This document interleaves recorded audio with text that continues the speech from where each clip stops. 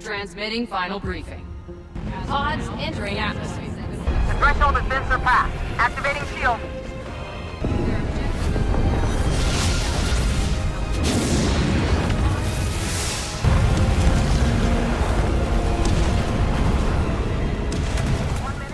What business do I have reviewing a game like Stellar Blade? I mean, it was released about a month ago, and it's been getting hype ever since the demo came out. It feels a bit like everything that needs to be said has been said. Well, I'm of the belief that a good reviewer can love a game and also admit that it's not perfect. And boy did I enjoy Stellar Blade. It might be my favorite gaming experience so far this year. But the game isn't perfect. Watch until the end to see my score and how I came up with it. Now let's dive in.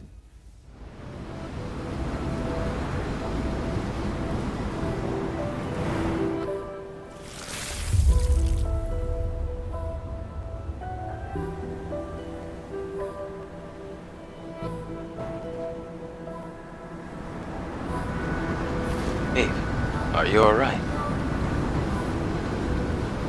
Oh, I was just remembering something from yesterday. Stellar Blade is an action-adventure game with Sekiro-style combat.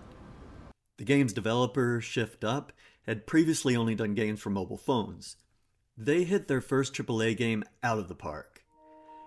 It was published by Sony Interactive Entertainment and released as a PS5 exclusive on April 28, 2024. The demo was released about a month before that, on March 29th. It got a lot of praise, but some criticized the main character's, Eve's, appearance. I'm sure you know the controversies, so I'm not going to get into it. I just wanted to mention it because it did spark a lot of debate. Personally, I don't have an opinion about it, so I'm going to get into what I think is actually important to talk about. And we'll start with the narrative. Eve is a member of the 7th Airborne Squad sent by the colony to liberate Earth from monsters called Nativas. Eve ends up being the lone survivor for Squadron. She's saved by Adam, a scavenger. He helps her find Alpha Nativas, the actual bosses in the game, in exchange for helping him find energy sources known as hypercells. I won't go any further into the story details in case you haven't played it yet, but I thought it was an intriguing premise. I was immediately sucked in. While playing the game though, I thought the story could be seen as lacking depth. But like a fine red wine that's been allowed to breathe, the story blooms toward the end and it's great. It is complex and meaningful. There are a ton of side quests. Some are basic fetch quests, but others are more than that. I think you should do as many of them as you can for a bunch of reasons. For example, you might run into an optional boss fight that's cool as hell, or you might get a trophy or two out of them. You can really savor the game by doing these quests, and they make it easier to level up your character. Now, while the story itself was excellent, the voice acting, not so much. Eve's is fine, it's competent. It's subtle, which works for her as she's a warrior. Something is falling from the sky. A strange sensation. This must be Earth's rain. We can admire the scenery later. We have a job to do here. And then there's everyone's favorite sidekick, Lily. Lily Artemis II. But you can just call me Lily. She's youthful, awkward, hopeful. The voice actor here just absolutely nailed it. Unfortunately though, too many of the actors sound like this. Equipment. Well, I did want to say something earlier. He sounds like a wise dad from an old movie. Whether it was the skill of the actors, or writing, or some other aspect out of the actor's control, who knows. The game wears its inspiration on its sleeve, as it is clearly an homage to Nier Automata. The music, while roaming barren, desolate environments, could easily have been plucked straight from Nier, although it absolutely wasn't. The overall themes in the game are similar too. And while I will say that Nier is a superior game overall, it doesn't come close to Stellar Blade in one very important aspect. And that is its gameplay. Combat in particular. It reminds me a lot of Sekiro. Parrying with your melee weapon is strongly encouraged, even necessary I'd say. There's also a ranged weapon you'll get later on in the game, but it's still towards the beginning. Perfect dodges are game changing. You get great animations for all these, and they give you advantages over enemies, especially in boss fights.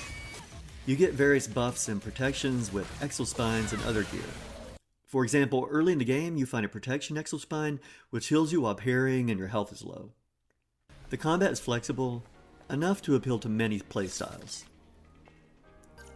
There are 3 skill trees initially and 2 others that are unlocked later in the game. The 3 initial ones are Attack, Survival, and Beta. The first 2 are self-explanatory. Beta skills are abilities that cause more damage to the enemies than normal attacks. You can even interrupt attack chains with them, and sometimes you can knock the bosses right off their feet.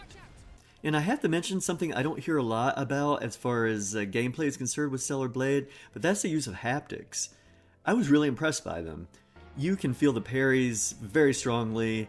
The haptics really add to the total experience of Stellar Blade.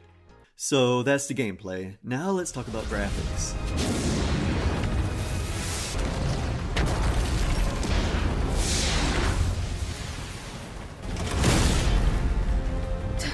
Tacky! They're great, what more can I say? The environment and characters look fantastic. My only criticism is the art design can get a bit samey. It would have been nice if the biomes were more creative, like maybe adding a forest. Also, there is some underwater gameplay, but there's no combat underwater, and I thought this was a missed opportunity. I have to say though, I'm no artist, so while I'm criticizing the art design, I could never do what they did. It's really impressive. Now we'll pivot to music and sound.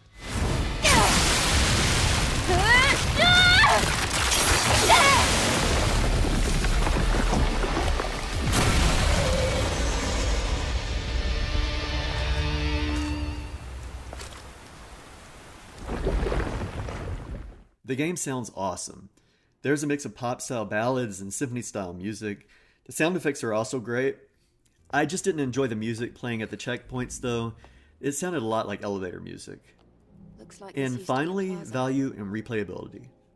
The game cost $70 at the time of this review, and while that is steep, the game offers a lot. If you milk it for everything it can offer, you could easily sink 70 or more hours into it. The game also has New Game Plus, and you get more skills in your skill tree and more outfits for Eve. So now it's time to score the game. I score 5 different categories, each of which gets a max of 2 points. Add those together and you get the Maestro mark. For Stellar Blade, narrative, 1.5. The story is great, the voice acting was not. Graphics, 1.8. The game looks awesome, but the art design can feel repetitive. Gameplay and mechanics, 2. I love the combat in this game. Music and sound, 1.9. I have to dock this category a little bit because of the uninspired music at checkpoints. Value and replayability, 2. New Game Plus really adds to the replayability of the game. This gives the game a Maestro mark of 9.2, which means I think you'll love it. So that's my Stellar Blade review. If you played it, let me know in the comments. Let me know what you think I got right, what I got wrong. And if you think I deserve it, please subscribe. See you around.